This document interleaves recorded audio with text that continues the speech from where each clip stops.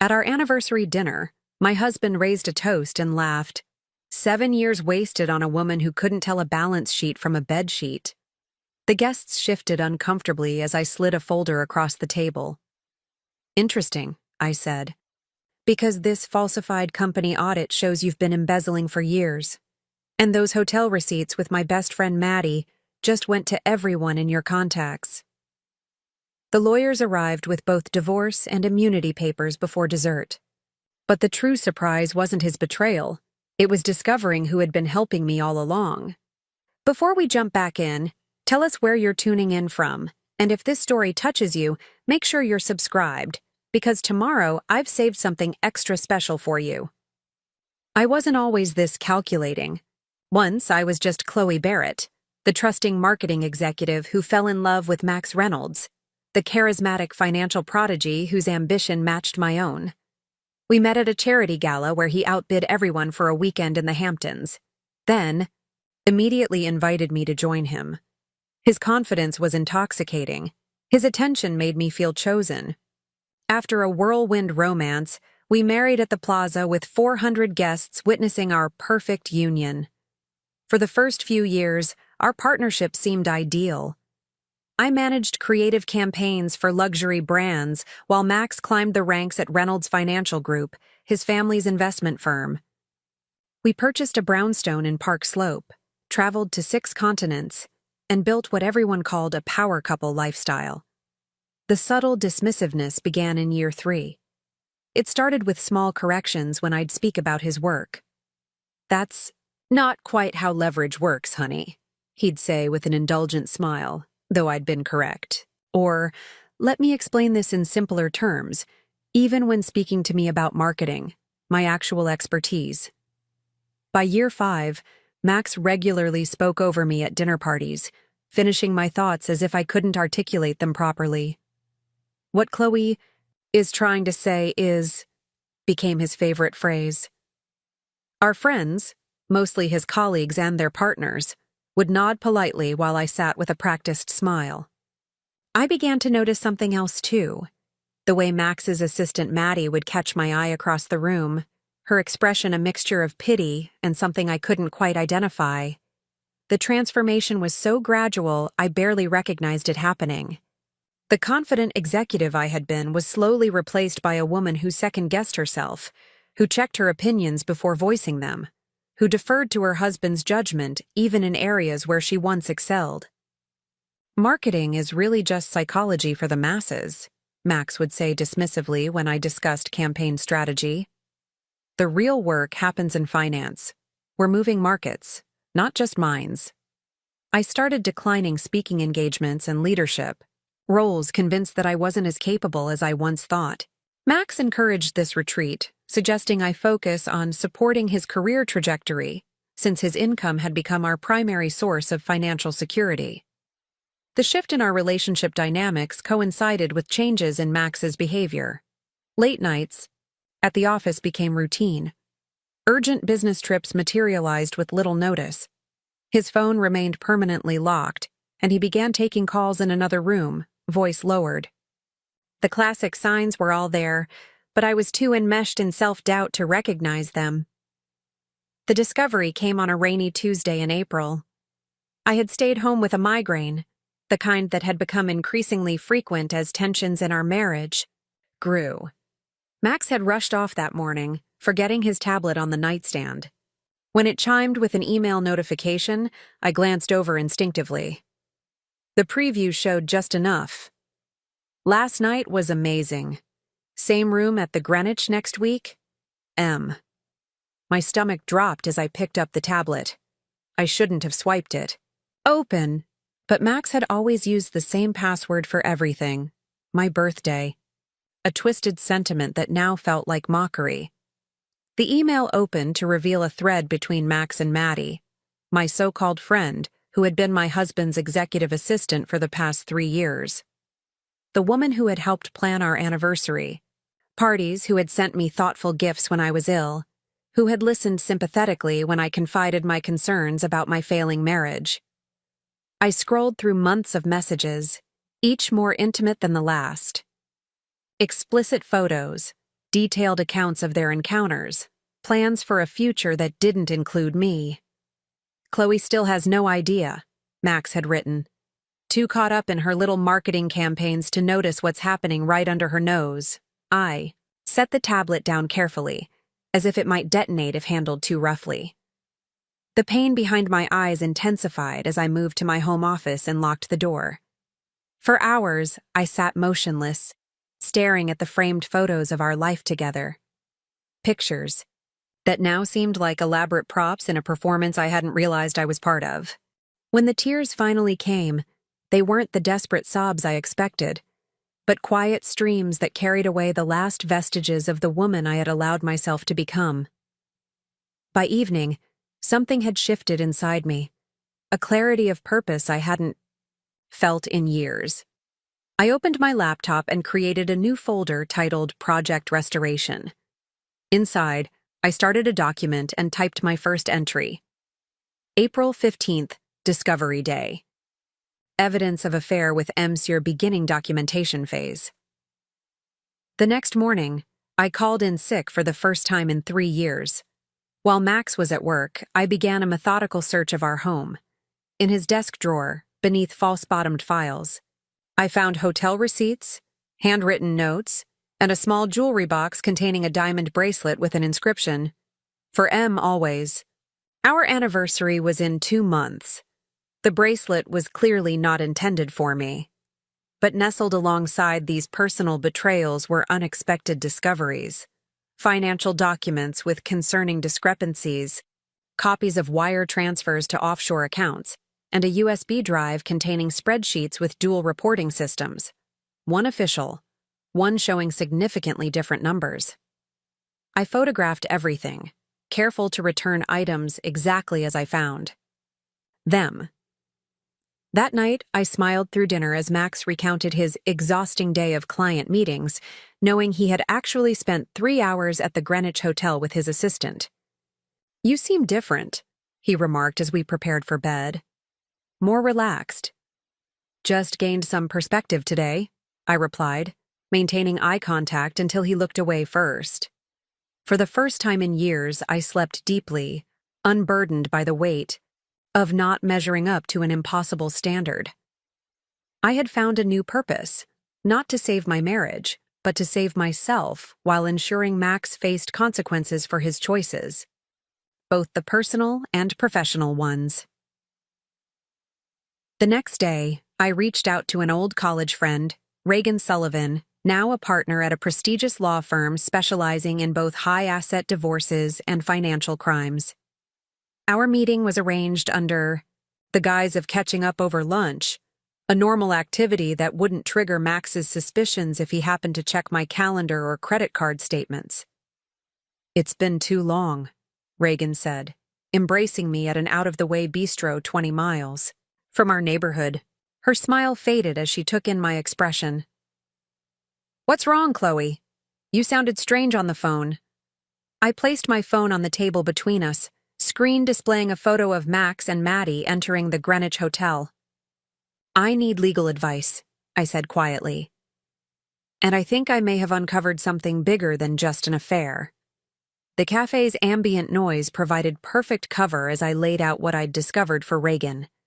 Her expression remained professionally neutral, but I caught the slight widening of her eyes when I mentioned the dual accounting system. "This isn't just about divorce," she said finally, keeping her voice low. "What you're describing could potentially be securities fraud, embezzlement, maybe even money laundering, depending on where those offshore transfers are going." I pushed the USB drive across the table. "I made a copy.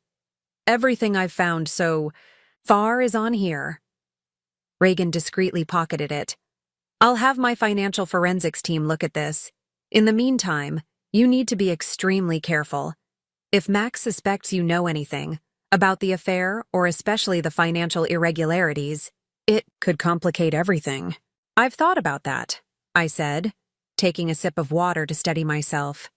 "He believes I'm completely oblivious. Actually, he counts on it." "Use that," Reagan advised. "The more he underestimates you, the more advantage we have." Over the next 6 weeks, I perfected the art of strategic ignorance. Preparing and narrating this story took us a lot of time, so if you are enjoying it, subscribe to our channel. It means a lot to us. Now back to the story. I maintained our normal routines while secretly documenting every aspect of Max's life. I installed a keylogger on our home computer that forwarded his passwords to a secure email I'd created. I placed a small recording device in his home office, capturing conversations with business partners that grew increasingly concerning. The Reynolds Fund audit is next month, Max had told someone named Nicholas on a Tuesday evening call.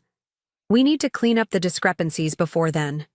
Move another $2 million through the Jakarta account, then route it back through the charity foundation. I forwarded recordings to Reagan, who confirmed my suspicions. Max wasn't just embezzling from his clients. He was using his family's charitable foundation to launder money. The betrayal extended far beyond our marriage. He was betraying his family legacy, his clients' trust, and possibly breaking federal laws. We need to approach this carefully, Reagan cautioned during one of our secure calls. The evidence you're gathering could be invaluable, but only if collected legally. She connected me with a digital forensics specialist named Arlo Fleming, a no-nonsense woman with a cybersecurity background who helped me establish secure communication channels and proper evidence collection protocols. One-party consent recording is legal in your state, Arlo explained during our first meeting at Reagan's office. But accessing his email without permission is murky territory. We need to focus on what you can legally obtain. With Arlo's guidance, I refined my approach. I began asking innocent questions about Max's work when he was distracted or slightly intoxicated, recording his explanations about investment strategies that sounded legitimate on the surface, but revealed problematic patterns when analyzed by experts. "You're actually interested in this stuff now?" Max had asked one evening, amused by my questions about the family foundation's investment portfolio. I'd shrugged casually. I was thinking about getting more involved in the charitable side. It would look good for both of us, don't you think? The power couple giving back. His ego couldn't resist the opportunity to explain, in what he thought were oversimplified terms, exactly how the foundation maximized its impact through strategic financial management. In reality, he was outlining exactly how he disguised fraudulent transactions. As our 7th anniversary approached, the evidence mounted. Reagan had assembled a comprehensive file documenting years of financial misconduct. The revelation about Maddie, while personally devastating, had become almost secondary to the larger crimes I was helping uncover. The SEC would be very interested in what we've found, Reagan said during our final planning meeting. But I want to be clear about something, Chloe. Once we move forward, there's no turning back. This will likely result in criminal charges against Max. Are you prepared for that? I considered her question carefully. Despite everything, there had been good years with Max. Moments of genuine connection. Dreams we'd built together. He made his choices, I said finally. Now I'm making mine. The turning point came 3 days before our anniversary when I discovered something I hadn't anticipated. While organizing files for Reagan, I found an email thread between Max and his father, John Reynolds. The exchanges revealed that John had suspected financial irregularities months ago and had quietly launched an internal investigation. "This complicates things," Reagan observed when I showed her the emails. "If his father already suspects something, it changes nothing," insisted. "If anything, it confirms we're on the right track." But that night, as I lay awake beside my sleeping husband, a new plan began to form, one that would require perfect timing and one additional ally I hadn't considered. The next morning, I made a call that felt both terrifying and necessary. "Mr. Reynolds, this is Chloe. I need to speak with you privately. It's about Max and the company." We met in Central Park, two people connected by a man who had betrayed us both in different ways. John Reynolds looked older than he had at our wedding, his commanding presence somewhat diminished by worry lines and a certain weariness in his eyes. "I've suspected for some time," he said after I outlined what I'd discovered. "But I needed proof that wouldn't be dismissed as a father's overprotectiveness or age-related paranoia. The board has been challenging my concerns. I have that proof," I told him, "and I have a proposal for how we handle this, together." As we talked, our plan took shape, one that would address both the personal and professional betrayals, while protecting the company John had spent his life building. By the time we parted, we had agreed on every detail, including the most important one. Max would never see it coming. The night before our anniversary dinner, I sat at my vanity, studying my reflection. The woman looking back at me wasn't the same one who had discovered her husband's betrayal 6 weeks ago. She was calmer, more focused, with a quiet confidence that no dismissive comment could diminish. La Maison Azur gleamed under soft lighting when I arrived precisely 30 minutes early. Max had insisted on hosting our 7th anniversary dinner at the most exclusive restaurant in the city, a place that typically required reservations months in advance, unless you were Max Reynolds with the right connections and an unlimited budget. "Mrs. Reynolds," the maitre d' greeted me with practiced deference. "Your husband has arranged everything. The Sapphire Room awaits." I followed him through the main dining area, past curious glances and appreciative gazes. I'd chosen my outfit carefully, a midnight blue dress that Max had once described as acceptable for a corporate wife, but that I knew highlighted every curve he'd taken for granted. My grandmother's pearls adorned my neck, a reminder of the women in my family who had endured and overcome their own hardships. The private dining room took my breath away despite my mental preparation. Crystal chandeliers cast prismatic light across a long table adorned with white orchids and silver accents. Place cards with calligraphied names marked each setting, with Max and me positioned at the head of the table. 40 guests would witness what I had planned, a carefully curated audience of business associates, family members, and friends. I brushed my fingers across my clutch, feeling the outline of the USB drive containing every piece of evidence I'd gathered. Identical copies had already been secured with Reagan and delivered to specific authorities earlier that day. There was no turning back. John Reynolds arrived first, 15 minutes before the scheduled start time, exactly as we had planned. "You look lovely, Chloe," he said, embracing me with genuine warmth. To any observer, it was simply a father-in-law greeting his daughter-in-law on a special occasion. Only we knew about the small data device he slipped into my hand during the embrace, the final piece of evidence I needed. "Is everything in place?" I whispered. He nodded imperceptibly. "Board members are all here. Nicholas canceled last minute. Apparently he's having an attack of conscience." Nicholas Wright, Max's closest friend and business partner.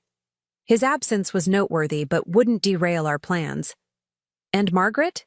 I asked, referring to Max's mother. "She'll be here. She deserves to see this for herself." Guests began arriving in waves. Business associates clustered together, exchanging industry gossip while eyeing the premium liquor at the open bar. My side was noticeably smaller, just a few college friends and my sister who had flown in from Seattle. The disparity no longer bothered me. It simply highlighted how much of myself I had surrendered to become Mrs. Reynolds. At precisely 7:30, Max made his entrance. He looked handsome in his tailored suit, his confident smile never reaching his eyes as he surveyed the room with the satisfaction of a man who believed himself untouchable. He moved through the crowd with practiced charm, shaking hands and clapping shoulders, before finally making his way to me. "You look nice," he said, brushing a perfunctory kiss against my cheek. "The Robinson deal is here tonight. Try to be engaging but not too opinionated, okay? I need this to go smoothly." "Of course," I replied with the accommodating smile he expected. "Whatever you need."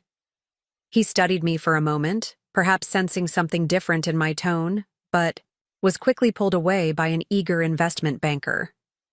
I watched him work the room, noting how he spent extra time with the men who controlled the most money and the least with those of lower status. His hierarchy was always so transparent once. You knew how to see it. Maddie arrived at 7:45, technically invited as Max's executive assistant, but actually there as his lover. She avoided my gaze as she slipped into a seat at the far end of the table. Margaret Reynolds arrived last, her entrance causing a subtle ripple through the crowd. Unlike her husband, she had been kept in the dark about our plan. She embraced me stiffly, her smile not quite disguising her concern. "How are you holding up, dear? These business dinners can be so tedious." "Actually, I think tonight might surprise everyone," I replied with genuine warmth. Despite our differences, I had always respected Margaret's dignity. At 8 o'clock, we were seated for dinner. Crystal clinked against fine china as conversations flowed around me. I maintained my role perfectly, asking the right questions about children and vacation homes, expressing appropriate interest in market trends and property values. Max grew increasingly animated with each glass of wine, his hand occasionally squeezing my thigh beneath the table, a possessive gesture that once would have pleased me but now made my skin crawl. Between the main course and dessert, John Reynolds stood and tapped his glass, the sound cutting through the ambient conversation. "I think it's time for a toast to the happy couple." The room quieted as everyone turned toward him. Max straightened in his chair, basking in the attention. His father was a commanding presence even in his 70s, and the room respected his authority. "7 years ago, my son made what many considered a strategic marriage," John began, his voice carrying the weight of decades leading one of the city's most prestigious financial firms, "to a woman who brought beauty, intelligence, and grace to our family." Max smiled indulgently, clearly expecting the usual praise. But there was something in his father's expression, a tightness around the eyes, a certain clipped quality to his words, that made me wonder if he was beginning to sense something wasn't right. "Marriage, like business, requires honesty, integrity, and mutual respect," John continued, his gaze sweeping across the room before landing on his son. "Without those elements, everything we build is nothing but a house of cards." A subtle tension crept through the room. This was not the light-hearted anniversary toast guests had expected. "Dad," Max interjected with a nervous laugh. "Maybe save the business metaphors for the office?" John ignored him. "I raised my son to understand that. The Reynolds name stands for something in this city. That trust, once broken, is nearly impossible to restore." He raised his glass. "To 7 years of marriage, and to the truth that can no longer remain hidden." The silence that followed was deafening. Max's expression had transformed from confidence to confusion.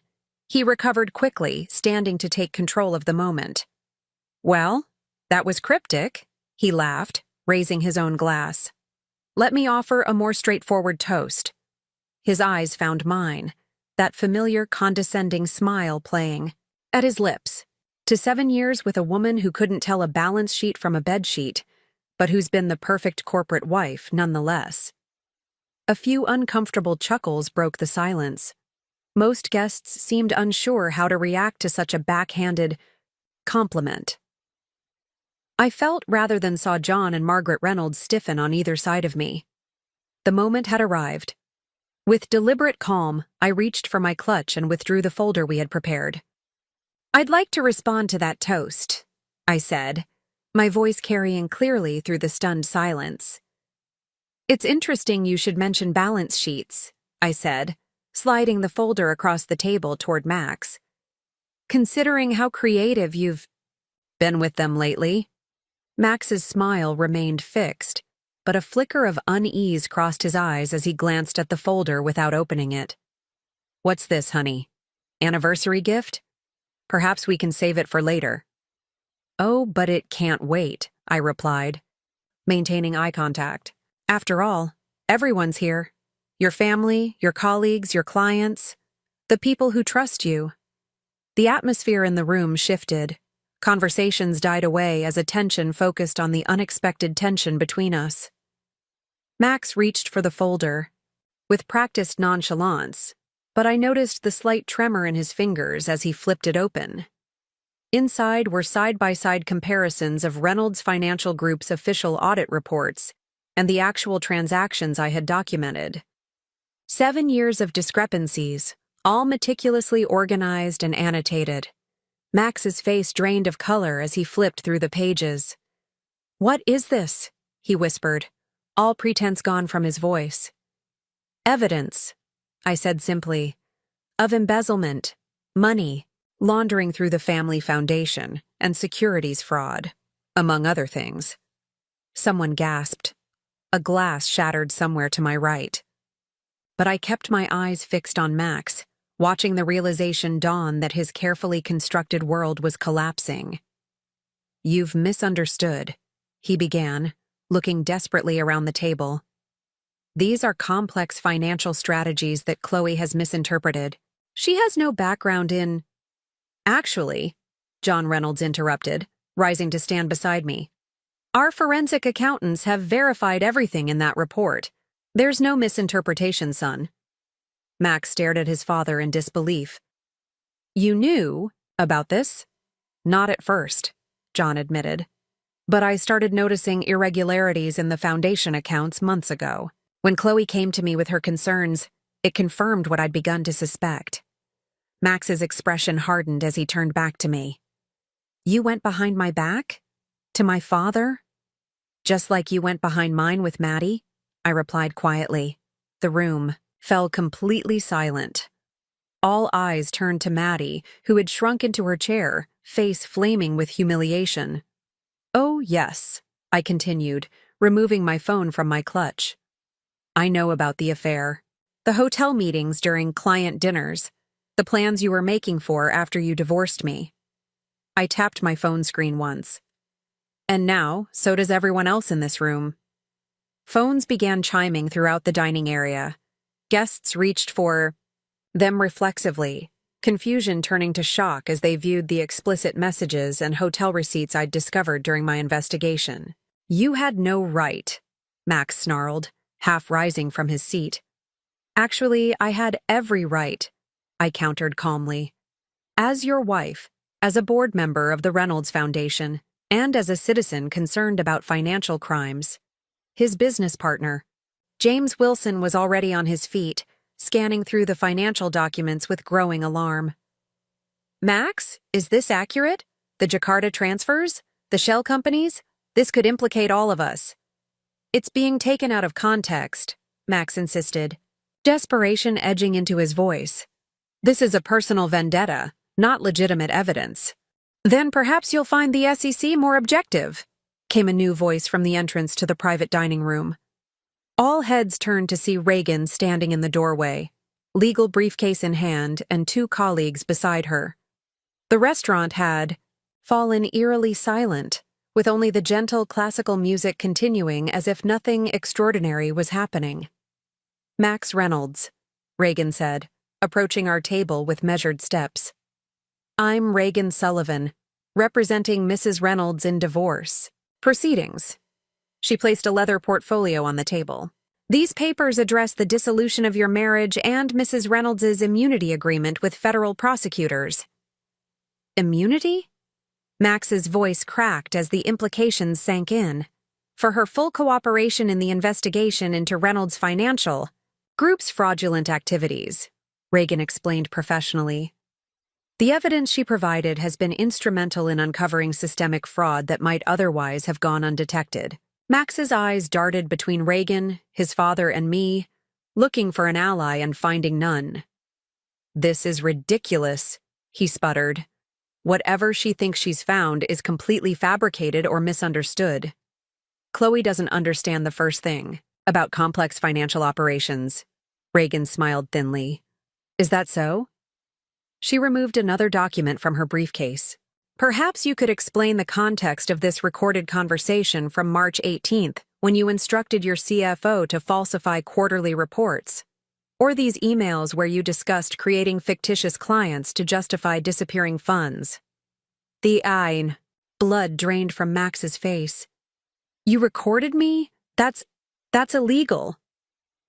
One-party consent is perfectly legal in this state, I said softly. Something you might have known if you'd ever bothered to listen when I mentioned my marketing work on compliance campaigns. Margaret Reynolds, who had remained silent until now, slowly rose from her seat. Her face was rigid with controlled emotion as she addressed her son. Maximum Reynolds IV, she said, using his full formal name for perhaps the first time since his childhood. Explain yourself. Mother, this is a misunderstanding, Max began, his voice taking on the placating tone he used when managing difficult clients. Chloe has found some routine business documents and twisted them into something sinister.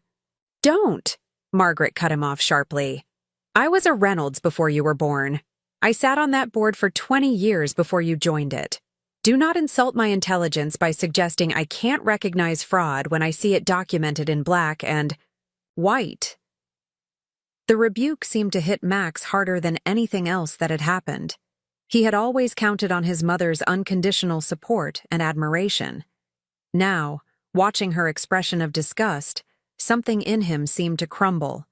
Another commotion. At the door drew everyone's attention. Two men in dark suits entered the private dining room, their expressions professionally neutral as they surveyed the scene. One held up credentials that caused several guests to murmur in alarm. FBI? Someone whispered unnecessarily. Max Reynolds? The lead agent inquired, though his gaze had already locked onto Max's frozen figure. Reagan stepped forward. As discussed, Agent Davis, Mr. Reynolds is here, and we've provided all documentation as agreed. Max's attorney, Mitchell Sanders, burst through the restaurant doors, breathing heavily as if he'd run from his car. Don't say anything, Max, he commanded, approaching our table. Too late for that advice, Reagan responded. Your client has already made several incriminating statements in front of multiple witnesses. As the agents approached Max, the reality of his situation seemed to finally register. His eyes found mine across the table, burning with a mixture of rage and disbelief. Why like this? He demanded, gesturing around the room. Why the public humiliation? You could have just gone to the authorities. I considered his question carefully. Because you needed to understand what you'd done, not just the financial crimes, but how you diminished me for years. Tonight wasn't just about legal justice, Max. It was about finally being seen. As the FBI agents led Max away, the remaining guests began to disperse, murmuring in shocked tones about what they'd witnessed. Business associates huddled in corners, frantically checking their phones and whispering about damage control. My small group of friends moved closer, forming a protective circle around me. John Reynolds collected his stunned wife, whose aristocratic composure had finally cracked under the weight of her son's betrayal. We'll talk tomorrow, he told me, quietly. There's much to discuss about the company's future. I nodded, suddenly exhausted now that the adrenaline was ebbing. 7 weeks of deception, planning, and constant vigilance had taken their toll. I gathered my clutch and prepared to leave, ready for the solitude of the town car waiting outside. Chloe. The voice stopped me at the door, a voice I hadn't expected to hear tonight. I turned slowly to face Joe Bennett, Max's childhood friend and former college roommate. For years, Joe had been a peripheral figure in our social circle, always invited to major events but never part of Max's inner business sphere. He'd declined a position at Reynolds Financial after graduation, choosing instead to build his own tech security firm. Joe, I acknowledged cautiously. I didn't realize you were here. He approached with measured steps, his expression unreadable. I sat at the back. Max never noticed me arrive. Something in his tone made me study him more carefully. Joe had always been quiet, observant rather than attention-seeking. While Max commanded rooms with bluster and charm, Joe analyzed from the margins. I'd always sensed an intelligence in him that Max either didn't recognize or deliberately downplayed. Were You recording? I asked suddenly, the pieces clicking into place. For evidence? A slight smile crossed his face. I have been for nearly a year. My mind raced through implications. You knew? About the fraud? Joe gestured toward a corner table where we could speak privately. Once seated, he leaned forward, voice low. 3 years ago, Max approached me about installing security systems for Reynolds Financial. During the process, I noticed irregularities in their network architecture. Hidden servers, unusual data encryption patterns. That doesn't necessarily mean fraud, I pointed out. No, Joe agreed. But it was enough to make me curious.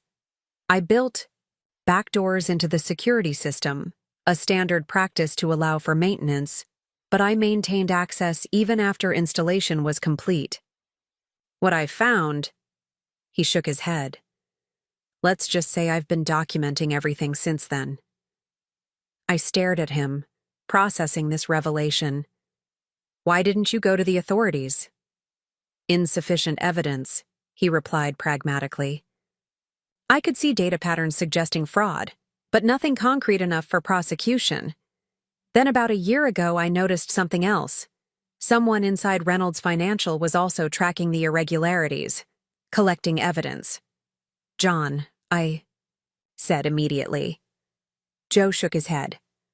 That was my assumption too, but the digital trail didn't match his access patterns or technical abilities. This was someone with limited official access but considerable determination, someone using creative workarounds to document the fraud. Realization dawned slowly. Me? You were tracking me? Not at first, Joe clarified. I was tracking the fraud investigation, which led me to your activities. When I realized it was you, he hesitated. I began supplementing your evidence gathering, filling gaps, ensuring the chain of custody would hold up in court. My mind reeled as I processed his words. The email password changes that happened, just when I needed them. The mysterious system access grants that shouldn't have been possible with my credentials. Joe nodded once. Like I said, I built the security system. You've been helping me all along, I whispered, stunned by the revelation. Consider it atonement, he said quietly. I should have recognized what Max was becoming years ago.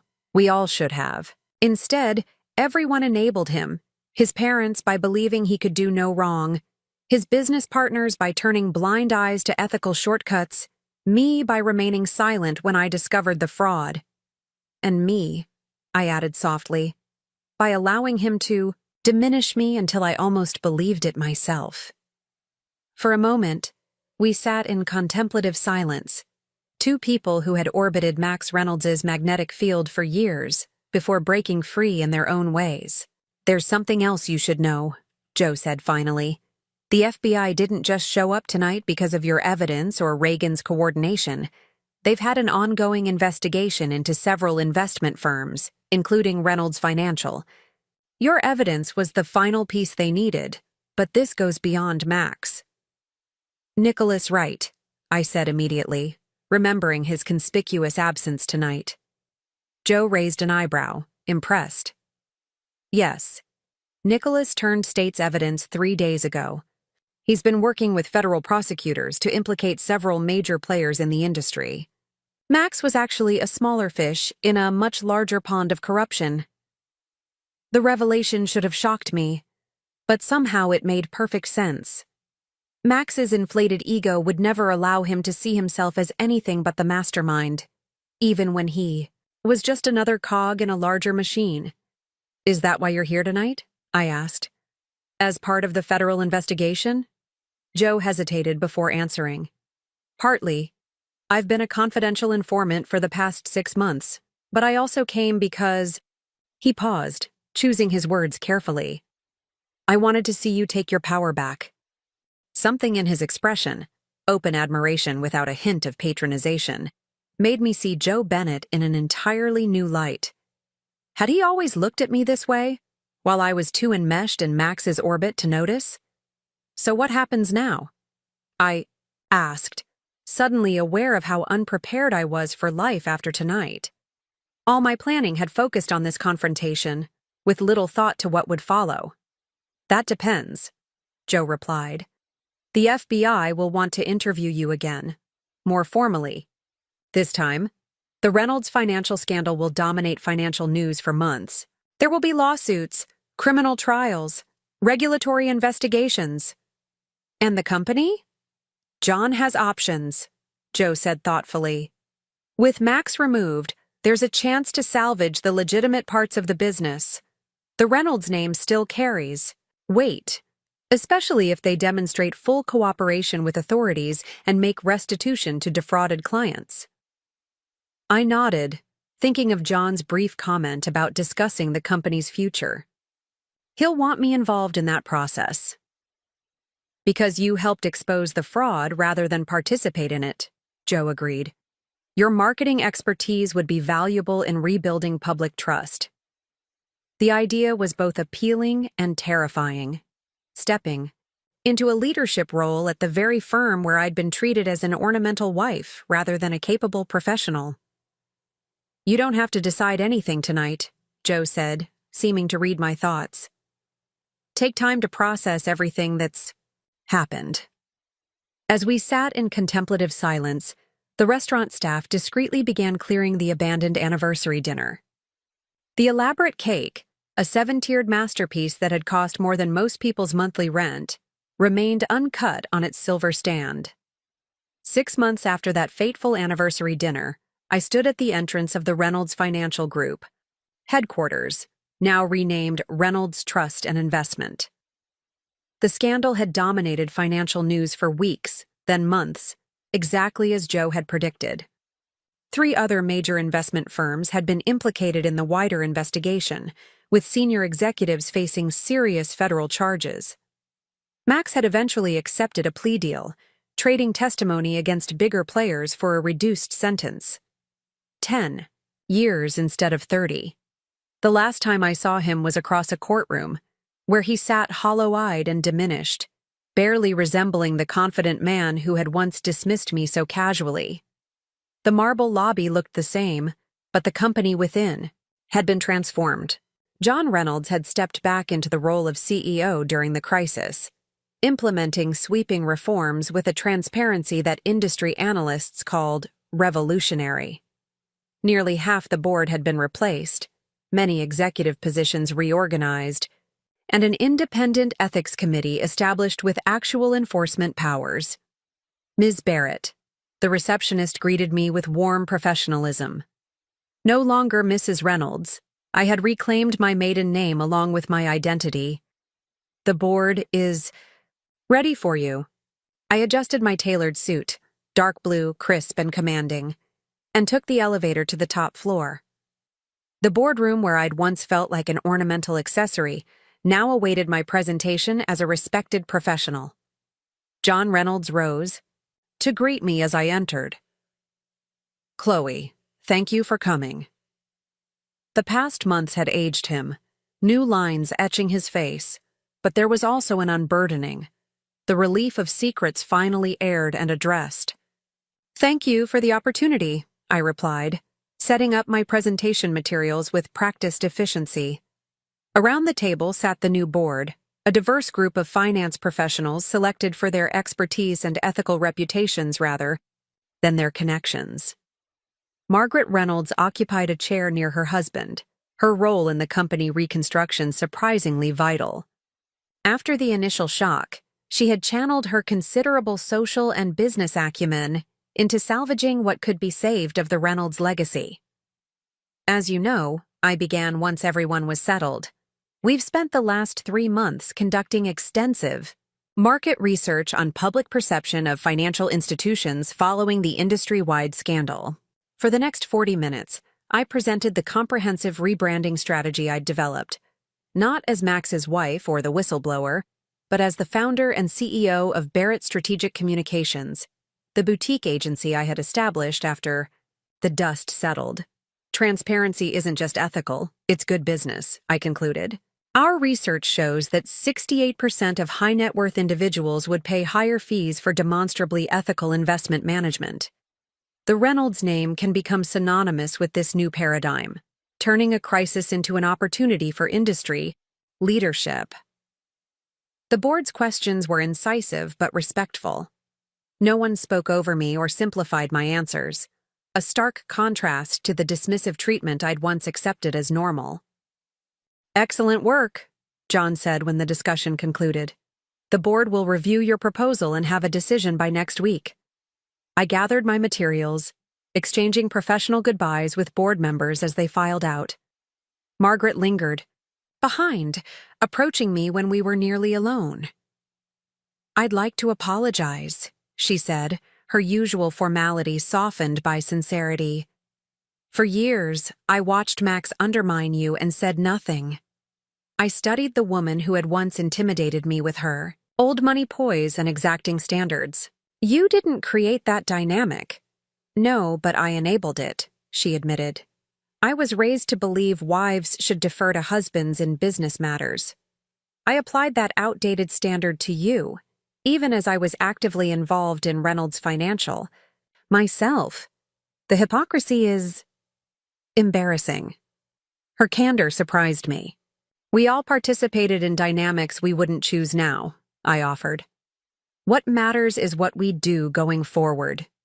She nodded, a hint of respect in her expression that had never been there during my marriage. "John tells me you've declined the board position we offered." "It doesn't feel right for me," I confirmed. "I'm building something of my own now." "Good," she said simply. "Max's greatest disservice was convincing you to make yourself smaller. I'm glad to see you've corrected that miscalculation." After leaving Reynolds headquarters, I walked the few blocks to my agency's new office space in a renovated industrial building. The open-concept workspace hummed with the energy of my small but growing team, 6 professionals I'd handpicked for their talent and integrity. "How did it go?" Arlo asked, looking up from her computer. After helping document Max's crimes, she had become my head of digital strategy, her cybersecurity background proving invaluable for clients rebuilding trust in the digital space. "They seemed impressed," I replied, settling at my desk. "They'll decide next week, but I think we'll get the contract." "That would be a big win," she observed. "Rebranding the very firm you helped expose? It's poetic justice." I smiled, scanning through emails that had accumulated during my meeting. One subject line caught my attention. "Dinner tonight?" From Joe Bennett. Our relationship had evolved gradually over the months following Max's arrest. What began as strategic collaboration during the investigation had developed into friendship, then something more. Joe's quiet intelligence and genuine respect for my capabilities created a foundation entirely unlike what I'd experienced with Max. "Still on for tonight?" Reagan appeared in my office doorway, interrupting my thoughts. After representing me in the divorce, she had become both a friend and occasional legal counsel for my new business. "Absolutely," I confirmed. 7 o'clock at Lucien's. "Perfect. I want to hear everything about the Reynolds presentation," she said. "Plus, I have news about the foundation grant." The Reynolds Foundation had been restructured under Margaret's leadership, with a new focus on supporting women in business. Its first major initiative was a grant program for female entrepreneurs recovering from financial abuse, an irony not lost on anyone familiar with the Reynolds scandal. My agency had helped develop the program's messaging pro bono, my personal contribution to transforming something corrupted into something redemptive. As afternoon sunshine streamed through the windows, I opened my project management software to review the day's priorities. My phone chimed with a text from Joe. "Looking forward to tonight. P.S. The system integration for your new client is complete." I smiled, appreciating his blend of personal and professional support. Unlike Max, who had wanted me ornamental and oblivious, Joe valued my ambition and capability. Our relationship existed in partnership rather than hierarchy. The contrast between my life 6 months ago and now sometimes felt surreal. The woman who had sat quietly at dinner parties, carefully moderating her opinions, had been replaced by someone who spoke confidently in boardrooms and built her own business from the ground up. The anniversary dinner confrontation hadn't just exposed Max's betrayal, it had freed me from my own complicity in being diminished. The public revelation hadn't been about revenge as much as reclamation of my dignity, my agency, and my right to be fully seen. Later, as I prepared to leave the office, I paused to straighten the framed article hanging near my desk, a financial Times feature titled "Whistleblower Builds Ethics-Focused Agency from Ashes of Financial Scandal." The woman in the accompanying photo looked directly into the camera, her posture straight, her gaze unwavering. She looked nothing like the carefully curated corporate wife who had once occupied the margins of Max Reynolds' life. She looked like me, the real me.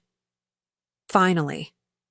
1 year to the day after the anniversary dinner that had changed everything, I found myself once again preparing for an evening event. This time, however, the circumstances couldn't have been more different. The loft space of Barrett Strategic Communications was transformed for our agency's first anniversary celebration. Industrial chandeliers cast warm light over cocktail tables adorned with simple arrangements of white orchids. A string quartet played softly in the corner while catering. Staff circulated with champagne and hors d'oeuvres. "Everything looks perfect," Reagan said, appearing at my side in an emerald dress that complemented her confident stance. She had recently been named partner at her firm, her work on the Reynolds case establishing her as a specialist in corporate whistleblower protection. "Thanks to Margaret's event planning connections," I replied, scanning the room with satisfaction. Who knew my former mother-in-law would become one of our most valuable networking resources? "Life's full of surprises," Reagan mused. "Speaking of which, have you heard the latest about Nicholas Wright?" I shook my head. Nicholas had been the first to turn state's evidence in the wider financial fraud investigation, ultimately receiving the lightest sentence of all involved. "Community service completed. He's starting a compliance consulting firm," Reagan informed me. "Apparently, he's positioning himself as the reformed insider who can help companies avoid ethical pitfalls." "Clever pivot," I acknowledged, though somewhat ironic. "Very on brand for the financial world," Reagan observed dryly. "Failure repackaged as expertise." More guests began arriving. Clients, media contacts, and the network of professionals who had supported my journey from corporate wife to agency founder. Each represented a connection formed or transformed in the aftermath of Max's downfall. Arlo approached with a tablet displaying real-time social media engagement for the event hashtag. "We're trending locally," she reported with satisfaction. The Times business reporter just checked in at the door. I nodded appreciation. Media coverage had been a double-edged sword throughout the past year. My connection to the Reynolds scandal opening doors, but also threatening to overshadow my agency's work. We'd been strategic about which opportunities to embrace and which to decline. "Chloe." The familiar voice carried over the growing crowd noise. I turned to see John Reynolds, impeccably dressed as always, Margaret at his side. "John, Margaret, I'm so glad you could make it." The greeting was genuine.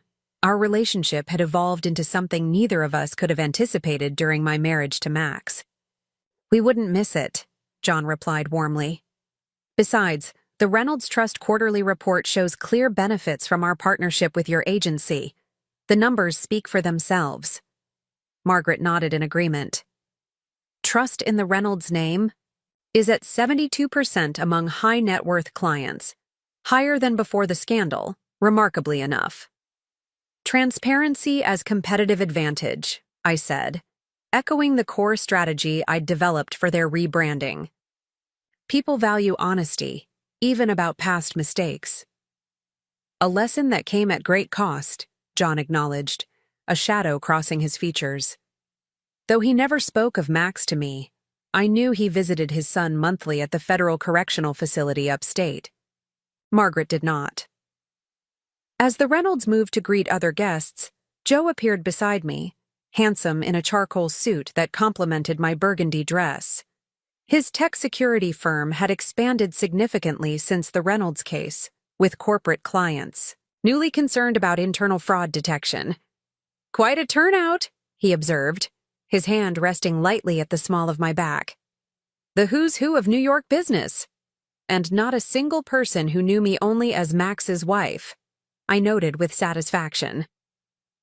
Joe smiled. "That identity has been thoroughly replaced by formidable founder and CEO." At precisely 8 o'clock, I moved to the small podium set up near the wall of windows overlooking the Manhattan skyline. The room quieted as I prepared to address the gathering. "Thank you all for coming tonight to celebrate Barrett Strategic's first anniversary," I began, surveying the attentive faces. 1 year ago, I had nothing but a concept, a commitment to ethical business practices, and a first-hand understanding of how quickly reputations can unravel when those practices are compromised. Subtle nods acknowledged the understated reference to the scandal that had made my name recognizable in business circles. "Many of you were instrumental in helping me transform crisis into opportunity," I continued. "You saw value in my perspective when others might have defined me solely by my connection to a highly publicized corporate fraud case." My gaze moved deliberately across key faces in the crowd. Reagan, who had protected my legal interests, Arlo, whose technical expertise had been invaluable, John and Margaret Reynolds, who had chosen redemption over denial, and finally Joe, whose belief in me had never wavered. Barrett Strategic was founded on a simple premise, that authenticity is not just an ethical choice, but a business imperative. In a world where information moves at unprecedented speed, organizations can no longer separate who they claim to be from who they truly are. I paused, letting the statement resonate. Many in the room represented companies that had learned this lesson the hard way. Our client portfolio has grown from 1 to 27 in just 12 months. We've helped organizations navigate crises, rebuild damaged reputations, and, most importantly, establish communication practices that prevent the disconnection between stated values and actual behavior. Approving murmurs rippled through the audience. Several of our success stories were represented in the room. Tonight, I'm pleased to announce Barrett Strategic's expansion into a new practice area: financial ethics communication. The announcement generated interested whispers. Led by our newest team member, whom many of you know from her previous role at the Financial Ethics Institute. I gestured toward the entrance, where a familiar figure stood. "Please welcome Margaret Reynolds to our executive team." Genuine surprise registered across the room as Margaret stepped forward, accepting the introduction with a dignified nod.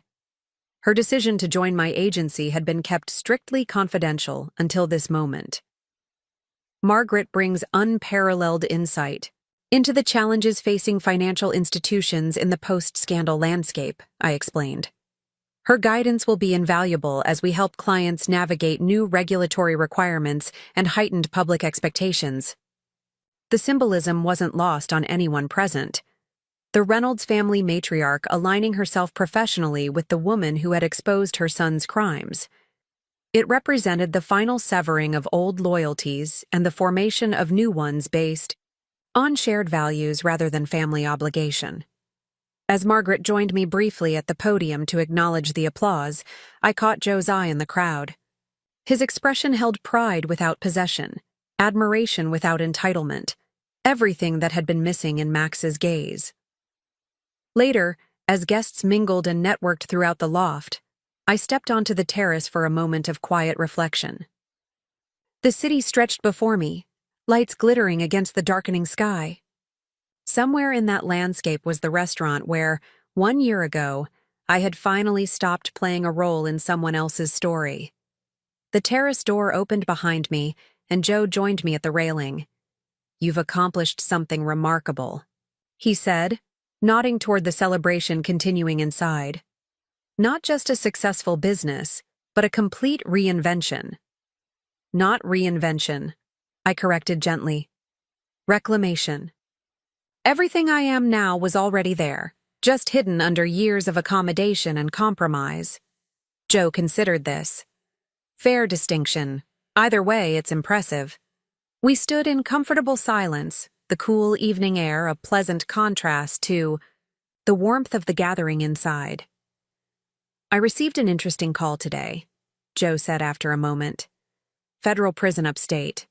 Seems Max wants to meet with me. I turned to study his face, surprised. Did he say why? Only that he has important information he thinks I should know. Joe's expression remained neutral. I haven't decided if I'll go. I considered this unexpected development. What does your instinct tell you?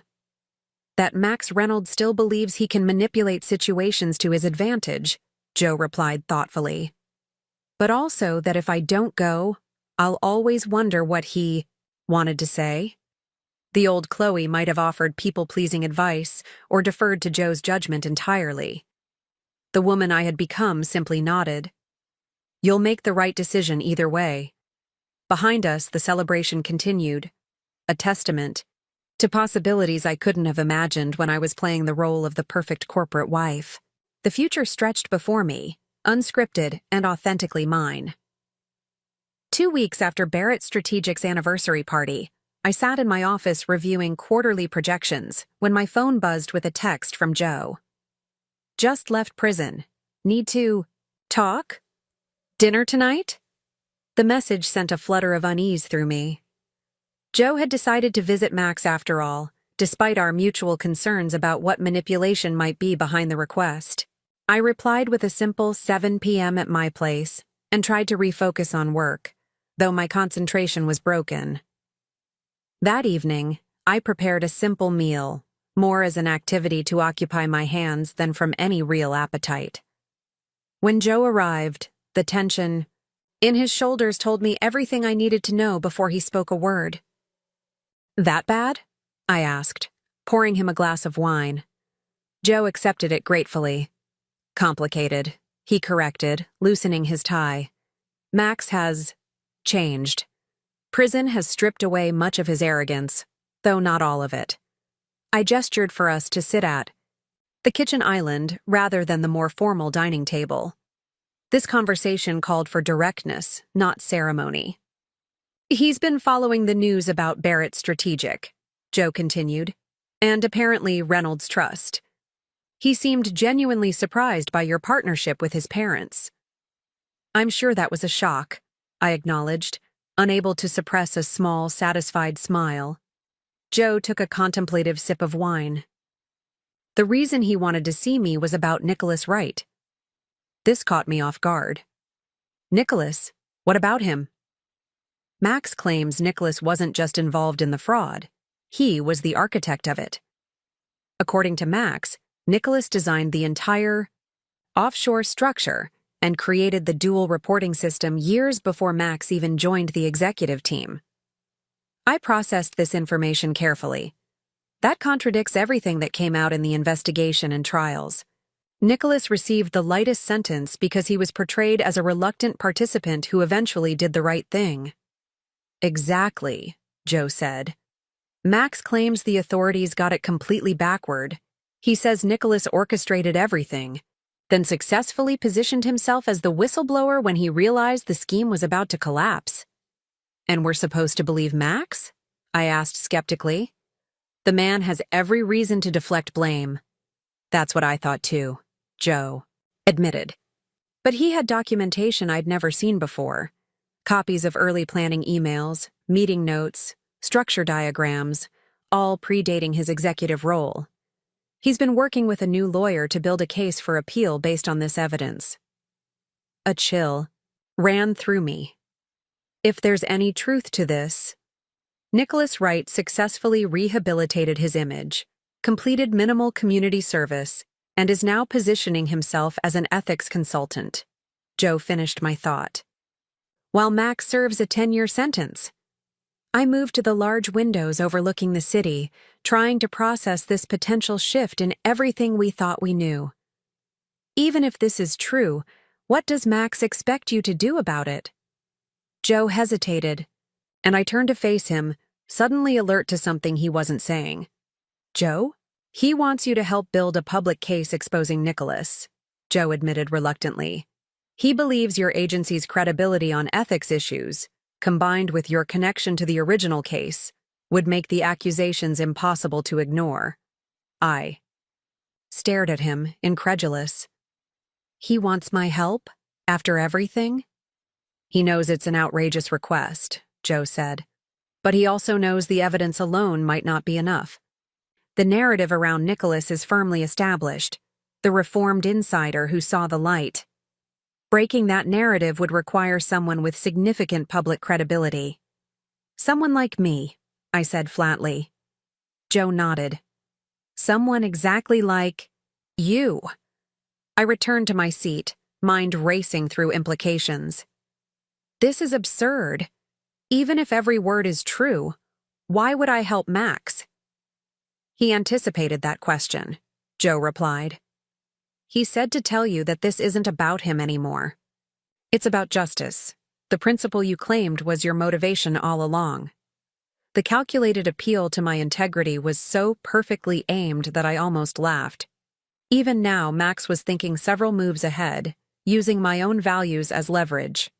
Did he happen to mention how this would affect Reynolds' trust? I asked. If Nicholas was truly the mastermind and is now consulting for major financial institutions, the revelation could trigger another round of investigations and market panic. He did, Joe confirmed. He said his parents have rebuilt enough that they could weather it, that John would want the truth, regardless of short-term consequences. I couldn't argue with that assessment. John Reynolds had demonstrated remarkable commitment to transparency throughout the rebuilding process. I need to think about this, I said finally, and I'd want to see the evidence myself before considering any involvement. I have copies, Joe said, reaching for his briefcase. Max's lawyer provided duplicates. They're expecting some kind of response within the week. As Joe spread documents across my kitchen island, a strange sense of déjà vu washed over me. Once again, I was being pulled into the orbit of Reynolds' family drama. Once again, financial evidence was laid before me, demanding analysis and response. But this time was fundamentally different. I was no longer the dismissed wife seeking validation. I was a respected professional whose reputation and business could be affected by my choices. I'll need Arlo to authenticate these, I said, examining what appeared to be early planning documents for the offshore structure. And Reagan should review the legal implications of any action we might consider. Joe nodded. I've already asked Arlo to clear her schedule tomorrow. For hours, we combed through Max's evidence, making notes and building timelines. If the documents were genuine, Nicholas Wright had indeed been orchestrating financial fraud at Reynolds Financial for nearly 2 years before recruiting Max as a participant and eventual scapegoat. It's almost elegant, I admitted reluctantly. Nicholas created the perfect setup.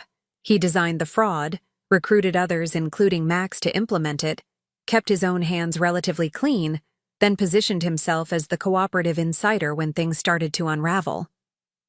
While Max, who certainly participated willingly, takes the fall as the primary villain, Joe finished. Dawn was breaking when we finally gathered the documents into organized files. I stood to stretch, my body stiff from hours hunched over complex financial records, an all too familiar posture from the original investigation. What will you do? Joe asked quietly. I gazed out at the city awakening below, weighing options and implications. I need to speak with John first, I decided. Before going any further, he deserves to know what his son is alleging about Nicholas. And if he confirms it's possible? If the evidence holds up? I turned to face Joe, my decision crystallizing. Then Barrett Strategic will develop a strategic communication plan for revealing the truth, not to help Max, but because ethical business practices have been our foundational principle from day one. We can't claim that mantle while allowing Nicholas Wright to continue his deception. Joe studied me for a moment. You know this could have significant blowback. We thought the Reynolds financial chapter of your life was closed." "So did I admitted with a rueful smile. "But perhaps that's the final lesson in all this. There's no clean break from the past, only new ways of engaging with it from a position of greater awareness and strength." As Joe gathered his things to leave, promising to return that evening with Arlo and her technical analysis, I remained by the window, watching the city fully emerge into daylight. 1 year after freeing myself from Max's shadow, I faced a choice about whether to re-engage with his story. The irony wasn't lost on me. But the woman making this decision was fundamentally different from the one who had once sat silently at anniversary dinners, accepting diminishment. This time, if I chose to act, it would be on my terms, for my reasons, with my full agency intact. The symmetry was imperfect but undeniable. Another anniversary dinner might soon be disrupted by unexpected revelations. Only this time, Nicholas Wright would be the one unprepared for what was coming. The Reynolds Trust boardroom fell completely silent after I finished presenting the evidence Joe had obtained from Max. John Reynolds sat motionless at the head of the table, his expression unreadable as he processed the documents suggesting Nicholas Wright had been the architect of the fraud that had destroyed his son's career and nearly ruined the family business. "You've verified the authenticity?" John finally asked, his voice measured. I nodded. Arlo confirmed the digital trail. "These emails and planning documents predate Max's executive access by nearly 2 years. The metadata is consistent and shows no signs of manipulation. And the handwritten notes? We had them analyzed by a forensic document examiner," I replied. "They match Nicholas's handwriting samples from company records." Margaret, who had remained silent throughout my presentation, finally spoke. "If this is true, Nicholas systematically set up Max to take the fall." "Max was hardly an innocent participant," I reminded them gently. "The evidence confirms he eagerly joined and expanded the fraud once brought into it. But yes, it appears Nicholas created the structure and later positioned himself as the reluctant whistleblower." John removed his glasses and pinched the bridge of his nose, a gesture of profound weariness. "Why bring this to us before going public? This directly contradicts the narrative your agency helped establish for Reynolds Trust's rehabilitation." It was a fair question. Barrett Strategic had built its reputation partly on helping Reynolds Trust distance itself from Max's actions. Revealing that Nicholas, now a celebrated reformed insider, was actually the mastermind would reopen wounds that had barely begun to heal. "Because you deserve to make informed decisions," I answered honestly. "This revelation will affect Reynolds Trust, regardless of who breaks the story. I wanted you to have time to prepare." "And Max?" Margaret asked pointedly. "What does he expect to gain?" "A sentence reduction, primarily," I explained. "His new legal team believes evidence of Nicholas's larger role could support an appeal for resentencing. He's not expecting exoneration, just more proportional consequences." John stood and walked to the window overlooking the financial district, his reflections visible in the glass. "Nicholas sits on 2 nonprofit boards now. He's advising the SEC on fraud prevention. The narrative of the repentant insider has been thoroughly established. All built on a calculated deception," I noted. "Have you decided whether Barrett Strategic will be involved in exposing this?" John asked, turning back to face me.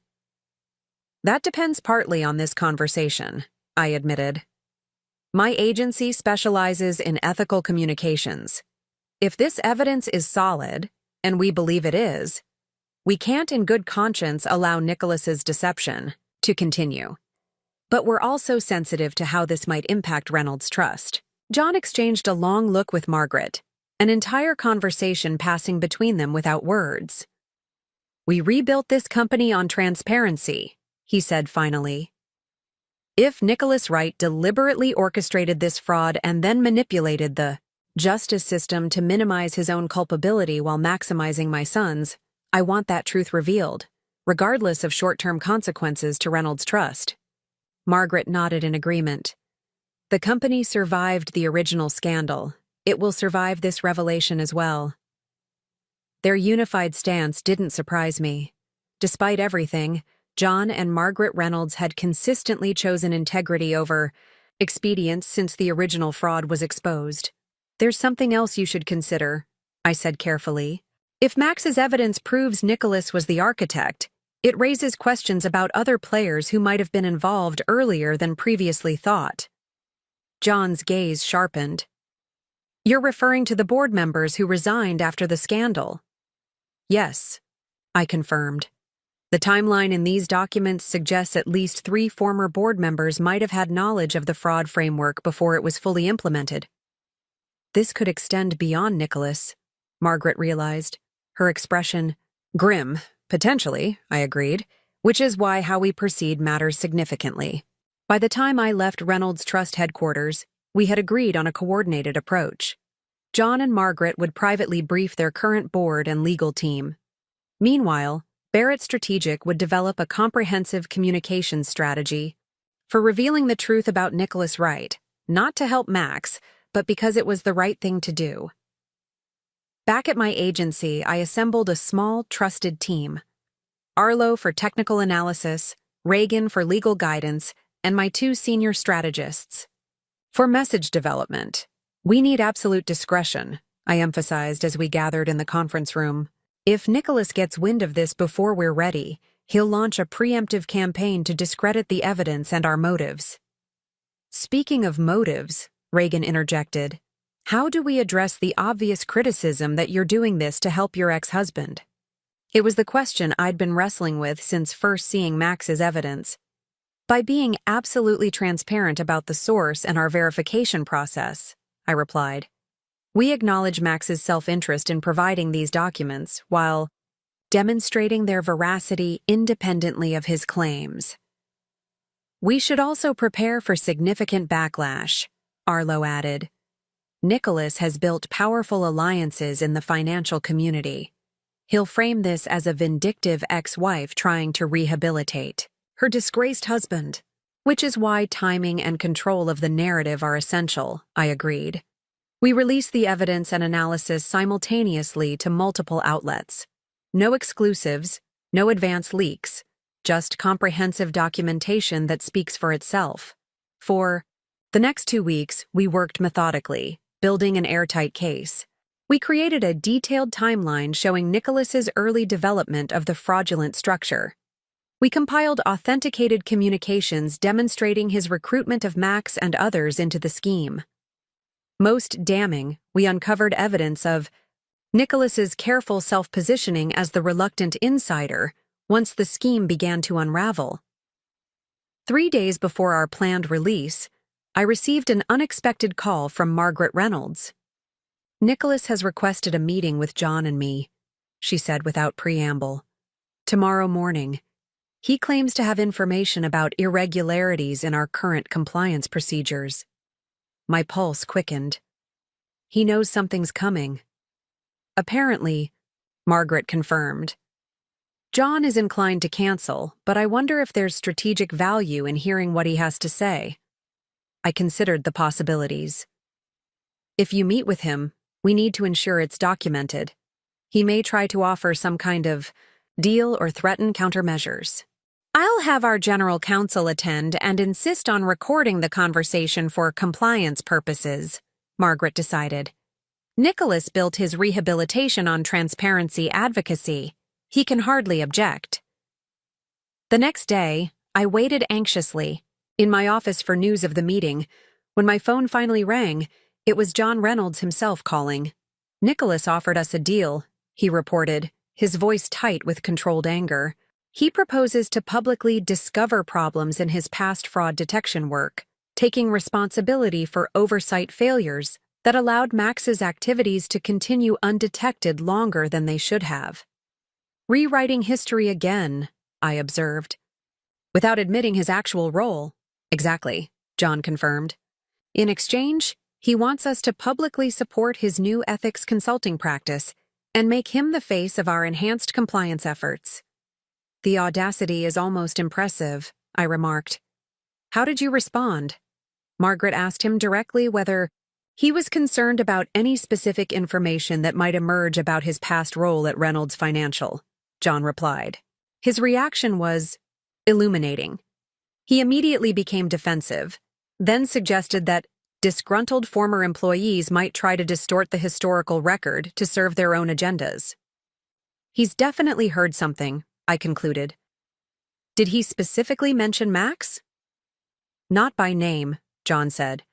But he made a pointed reference to people with nothing to lose trying to rewrite history from prison cells. The confirmation that Nicholas was already preparing counter-narratives cemented my resolve. We need to accelerate our timeline. If he's making preemptive moves, we can't afford to wait. That evening, our team worked through the night, finalizing all materials for immediate release rather than our planned rollout the following week. By dawn, documentation packages were ready for delivery to key financial journalists, regulatory authorities, and legal teams. As I prepared to leave for a series of crucial meetings that would set the revelations in motion, Joe arrived at my office, concern evident in his expression. "You're sure about this?" he asked quietly. "Once we release this evidence, there's no turning back. Nicholas will come after you with everything he has." I met his gaze steadily. A year ago, I exposed Max's betrayal because it was the right thing to do, regardless of personal cost. The principle hasn't changed just because the target has. Joe nodded, understanding. "For what it's worth, I spoke with Max yesterday. He wanted me to tell you that regardless of your decision, he recognizes the position his request put you in." I absorbed this unexpected message thoughtfully. Tell him the truth is worth pursuing for its own sake, not for his benefit or mine. As sunrise cast long shadows across Manhattan's skyscape, I gathered the final documents into my briefcase, preparing to unleash a second financial scandal that would once again reshape multiple lives, including my own. The parallels to the anniversary. Dinner confrontation weren't lost on me. Once again, I carried evidence of betrayal and fraud. Once again, I prepared to challenge a carefully constructed public persona. But this time, I moved forward, not as someone seeking to reclaim her voice, but as someone whose voice already carried weight and influence, a transformation that made all the difference. The financial media erupted 48 hours after we released the evidence against Nicholas Wright. Headlines dominated business news across all platforms. Whistleblower exposed as fraud architect, Nicholas Wright. Mastermind, not informant. Reynolds case. Reopened. New evidence shows deception at highest levels. Nicholas responded exactly as we'd anticipated, with immediate denials followed by attempts to discredit both the evidence and my motives. His hastily arranged press conference projected indignation rather than innocence. These allegations are a transparent attempt by Max Reynolds to deflect blame from his own criminal actions, he declared to assembled reporters. The timing, just as my ethics consultancy launches, reveals the vindictive nature of these fabricated claims. When directly questioned about the authenticated emails and planning documents, Nicholas dismissed them as taken out of context and manipulated to create a false narrative. But financial journalists, armed with our comprehensive timeline and technical verification, pressed harder than he'd expected. "Mr. Wright, these documents bear your digital signature from 2018, nearly 2 years before you claim to have become aware of the fraud. Can you explain that discrepancy?" The Wall Street Journal reporter's question left Nicholas visibly flustered. By day 3, Nicholas's carefully constructed facade began to crumble. Former colleagues, sensing the shifting winds, came forward with corroborating accounts. A junior analyst who had worked under Nicholas revealed being instructed to create the dual reporting system for special client accounts. The SEC announced a formal review of their previous investigation, acknowledging the new evidence raised significant questions about witness testimony and document chronology. On day 5, I received an unexpected call from an unlisted number. When I answered, the prison operator announced, "You have a call from inmate Maxwell Reynolds. Will you accept the charges? After a moment's hesitation, I said yes. Chloe. Max's voice sounded different, the performative confidence replaced by something more subdued. I'm watching what's happening with Nicholas. My lawyer says the SEC investigators were here yesterday. I'm not doing this for you, Max, I said immediately. I know, he replied, surprising me. You're doing it because it's true, but I wanted to thank you anyway. The acknowledgement of my agency and principles, something the old Max would never have recognized, caught me off guard. Nicholas called me yesterday, Max continued. Offered to testify that I pressured him into the fraud if I'd recant the evidence I provided. This was unexpected. What did you tell him? That unlike him, I've accepted responsibility for my actions, that I'm serving my time. He paused. And that you taught me the value of facing consequences honestly. The irony of Max Reynolds claiming to value honesty wasn't lost on me, but I detected something that might actually be genuine growth in his words. My sentence reduction hearing is next month, he added after a moment. My lawyer seems optimistic. That's between you and the court, I replied, maintaining appropriate distance. Of course. Another pause. You've built something impressive. Chloe, Barrett Strategic, the work you're doing with my parents, it's what you deserve.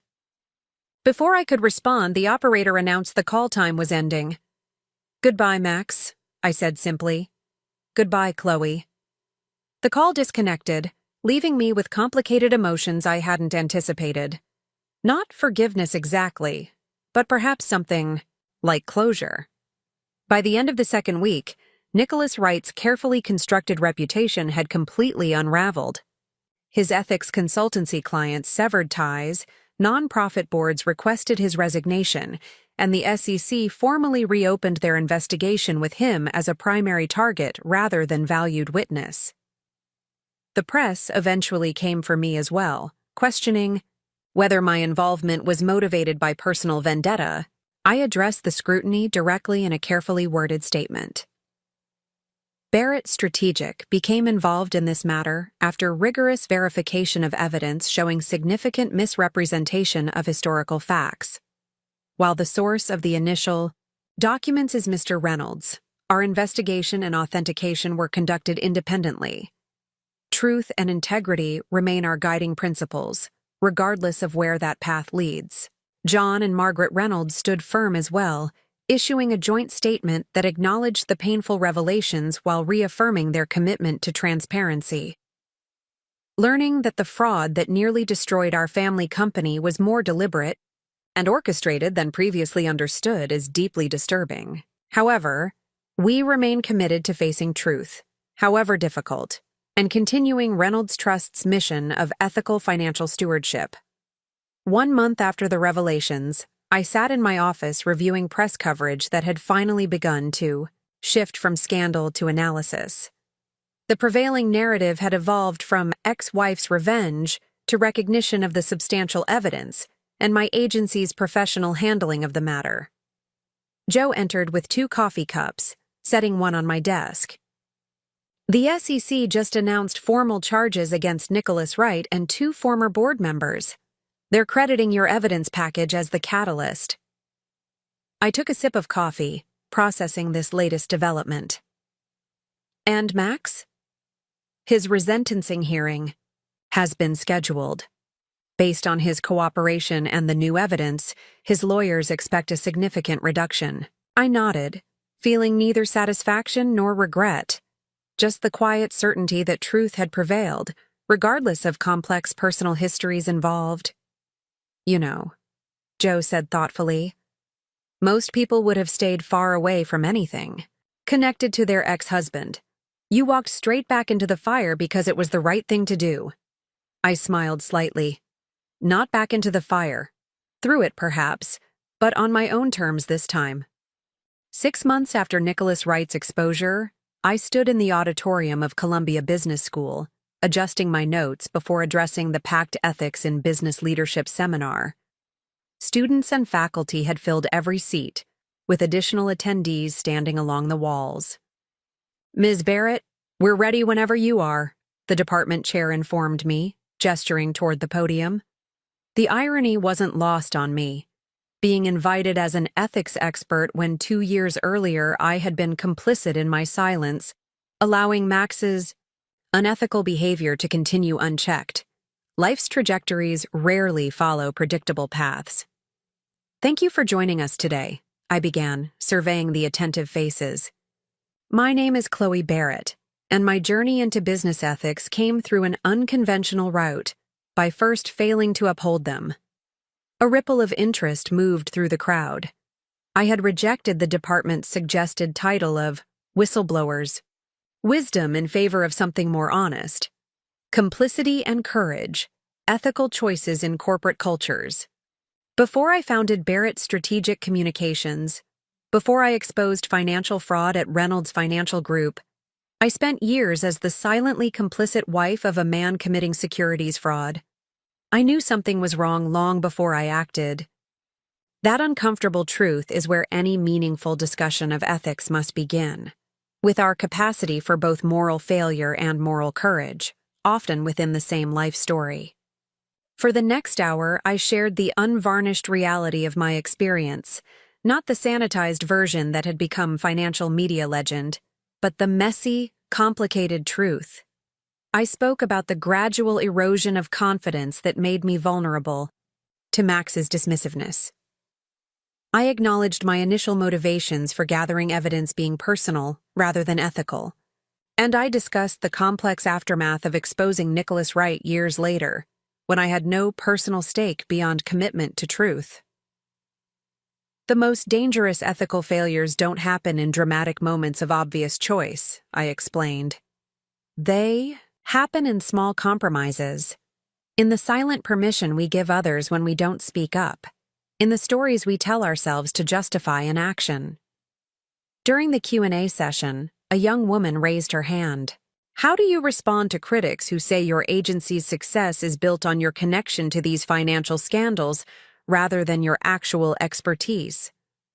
The question was direct, but fair. By acknowledging that my experience with the Reynolds case opened doors that might otherwise have remained closed, I replied honestly. But doors opening isn't the same as succeeding once you walk through them. Barrett Strategic has retained clients and grown because our work delivers results, not because of my personal history.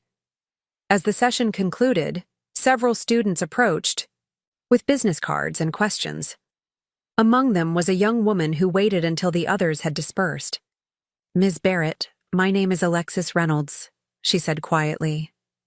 I studied her face, recognizing Max's eyes and Margaret's poised demeanor. "You're Max's cousin," I realized.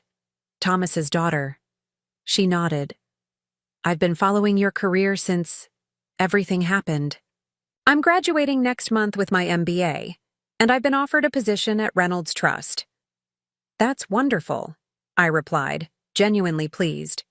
The Reynolds family's next generation stepping into leadership roles represented healing after so much damage. "My father and Uncle John have different views on my decision," she continued. "Dad thinks I should start somewhere without family complications. Uncle John believes rebuilding the Reynolds legacy is important family work." I considered her unspoken question carefully. "What do you think, Alexis?" "I think—" She paused, choosing her words deliberately, that transforming something damaged into something better might be more meaningful than starting with a clean slate elsewhere. I smiled, recognizing wisdom beyond her years. "I would tend to agree." "Would you be willing to meet sometime?" she asked. "To discuss how you navigated the transition from being defined by the Reynolds name to defining yourself on your own terms?" The request touched me unexpectedly. Here was a young woman facing her own version of identity questions I had confronted after leaving Max: how to honor family legacy while establishing personal integrity. "I'd be happy to," I replied, handing her my card. "Have your assistant contact mine." After Alexis left, I gathered my materials and headed toward the exit where Joe waited. We had dinner reservations at a new restaurant in Brooklyn, followed by an exhibition opening at a gallery featuring his sister's photography. "Good session?" he asked as we walked toward the car. "Unexpectedly meaningful," I replied, sharing my conversation with Alexis. It's strange to think that anything positive could emerge from that chapter of my life. "Not strange at all," Joe countered thoughtfully. "The most powerful transformations often come from our most difficult experiences." That evening, as we enjoyed dinner at a table overlooking the East River, my phone buzzed with an email notification. The subject line caught my attention. "Thank you from Federal Correctional Institution." Max's resentencing had reduced his term significantly based on his cooperation in the Nicholas Wright case. He would be eligible for release in 8 months. "Everything okay?" Joe asked, noticing my expression. I showed him the email. "Max will be out soon. He's thanking me for restoring truth to the record." Joe studied me carefully. "How do you feel about that?" I considered the question, searching for the honest answer. Unconcerned, I realized. 2 years ago, the idea of Max being free would have terrified me, either because I feared him or because I hadn't fully escaped his influence. Now it's just information. He'll have his life, I have mine. "That's significant," Joe observed. "Complete emotional independence." Later that night, as we walked along the promenade, the Manhattan skyline glittering across the water, I reflected on the unexpected paths my life had taken.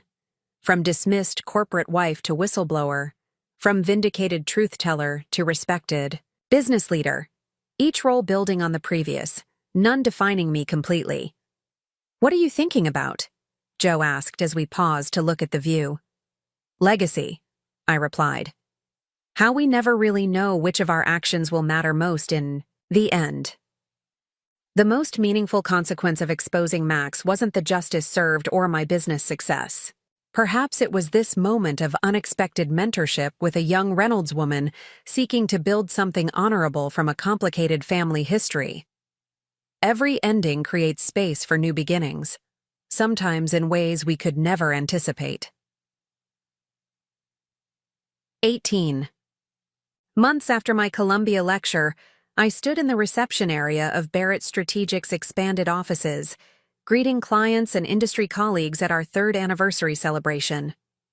The firm had grown to 32 employees across 3 departments: crisis management, ethical brand development, and our newest division, women's leadership communications.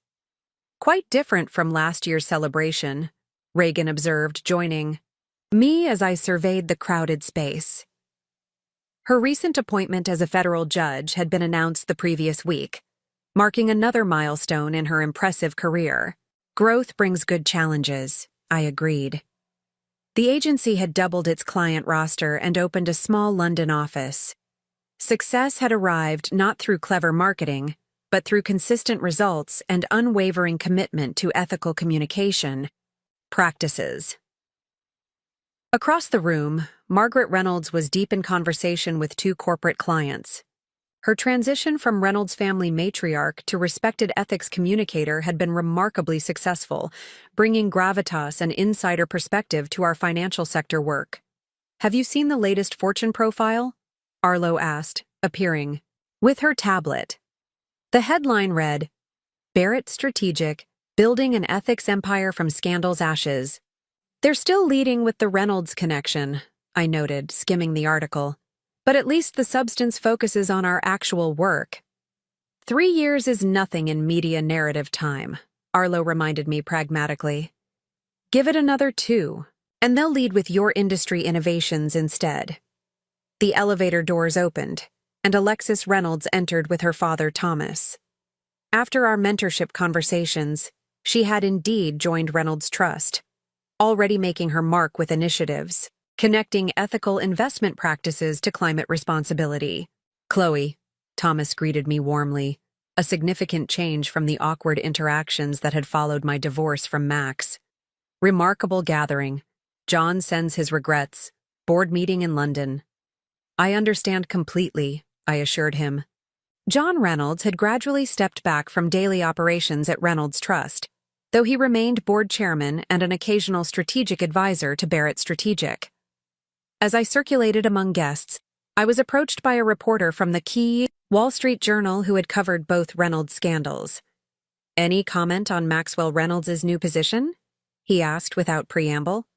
The question caught me off guard. I wasn't aware he had one. The reporter looked surprised.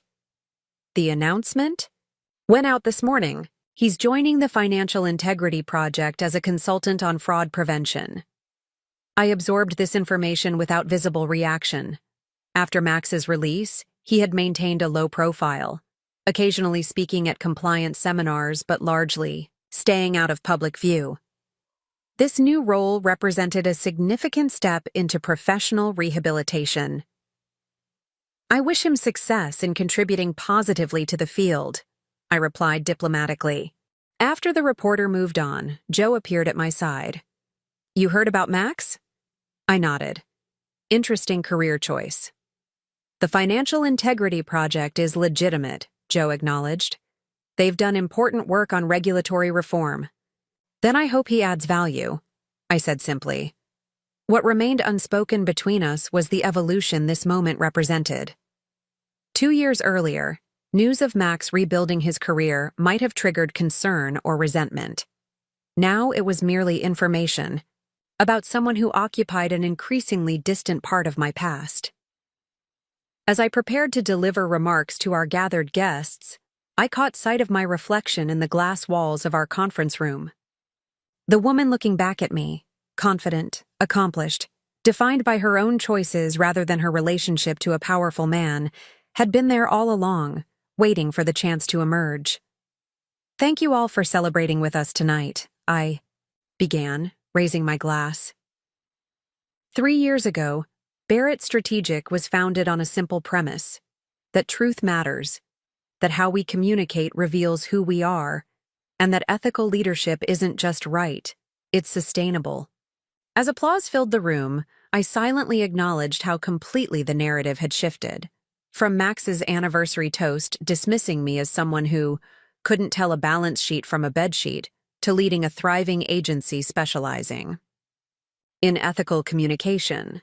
The most powerful reclamation wasn't exposing betrayal, but building something meaningful in its aftermath. 5 years to the day after the anniversary dinner that changed everything, I found myself once again at La Maison Azur. The restaurant had changed ownership, undergone renovations, but still maintained its reputation as one of the city's premier dining establishments. This time, however, I wasn't entering as Max Reynolds' underestimated wife, but as the keynote speaker for the Women in Business Leadership Gala being held in the same sapphire room where my marriage had publicly ended. "Ms. Barrett, this way, please." The event coordinator guided me through the main dining area. "We have a few minutes before your introduction." As I entered the familiar private dining room, now transformed with different lighting and decor, memories washed over me. The tension of that night, the shocked faces, the moment everything changed. But they felt distant now, like scenes from someone else's life. The coordinator left me alone for a moment of preparation. I moved to the windows overlooking the city, the same view I had contemplated 5 years earlier while waiting for my then-husband to arrive and face exposure. "Full circle?" came Joe's voice as he joined me by the window. I smiled, taking his hand. "More like a spiral. Same location, completely different elevation. Tonight I wasn't here to end something, but to inspire." Barrett Strategic had become an industry leader, with offices in 3 countries and a client list that included major corporations committed to ethical transformation. My book on ethical leadership had spent 20 weeks on the bestseller list, and my speaking calendar was booked a year in advance. "They're ready for you," the coordinator announced, returning to the room. Joe squeezed my hand.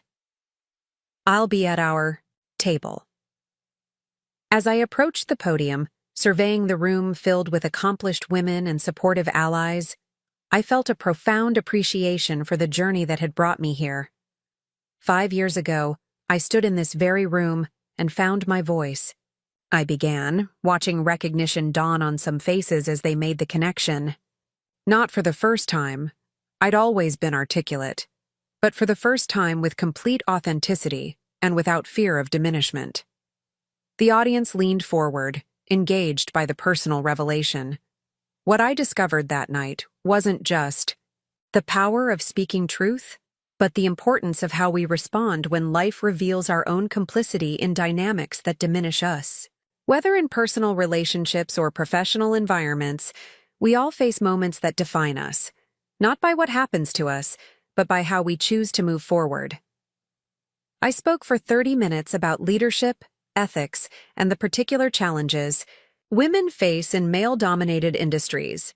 I shared strategies, research, and personal insights gained through building Barrett Strategic. But the most powerful moment came during the Q&A when a young executive asked what I considered my greatest accomplishment. Not exposing fraud, not building a successful agency, not writing a bestseller, I answered without hesitation.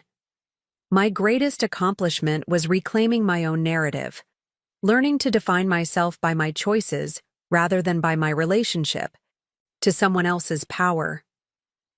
As applause filled the room, I caught sight of my reflection in the window, strong, centered, authentic. The woman I had always been beneath the accommodating smile and careful self-editing. The journey from that anniversary dinner to tonight hadn't been linear or easy. It had required facing painful truths about myself as well as others. But standing here, 5 years later, I understood with absolute clarity that the most important revelation hadn't been exposing Max's betrayal. Up next, you've got 2 more standout stories right on your screen. If this one hit the mark, you won't want to pass these up. Just click and check them out. And don't forget to subscribe and turn on the notification bell so you don't miss any upload from us.